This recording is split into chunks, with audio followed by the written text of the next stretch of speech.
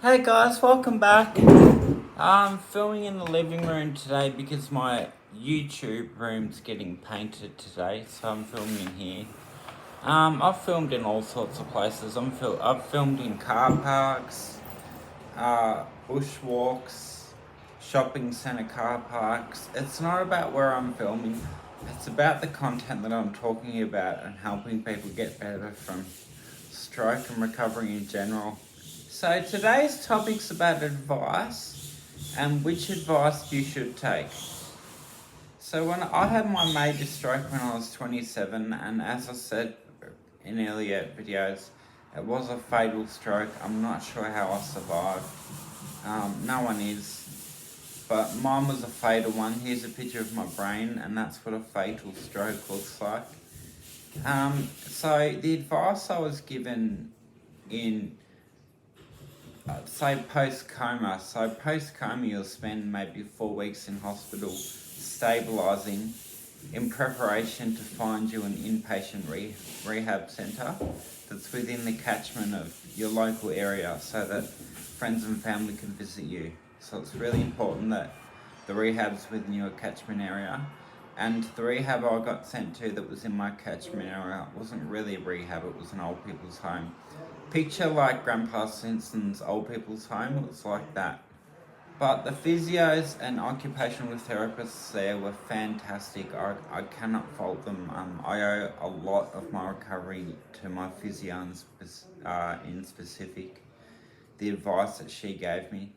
So, but in the hospital and the coma and getting to rehab and then the first day of rehab, if you haven't seen that video on the initial meeting with the neurologist saying that best case scenario for me was palliative care considering how large the stroke was. So if you haven't seen that interview, that discussion, that video that I did, then make sure you watch that first because that's a really big one. She told me, my wife at the time, my parents and the physio that was with me that the best case scenario for me was palliative care, considering the shape I was in. So that's kind of advice I decided to take on. I don't take on advice that's not in line with my goals and aspirations. So the advice that I did take on was the following day after that dreadful meeting, the physio that was in the meeting, I cried and we had a bit of a hug and I said, she said palliative care and I knew what that meant. I didn't know what stroke was, but I knew what palliative care was for sure and I didn't like the sound of it. And she said to me, disregard everything she said in that meeting. She said, I'll have you walking in 2 weeks, and she did. I was taking steps in 2 weeks after being in inpatient rehab. So choose where you're getting your advice from. Make sure it's in line with your goals. There's been a lot of advice I've been given by doctors and neurologists that have gone in one ear and out the other.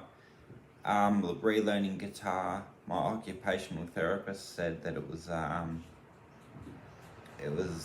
too ambitious and it's going to be too hard. The motor details, the fine motor function that you need for guitar is too difficult, so she said it's not possible, but once again we'll prove that one wrong. I'll be doing some guitar videos soon. So thanks guys for listening, but the point of the video is only take advice if it's headed towards your goals.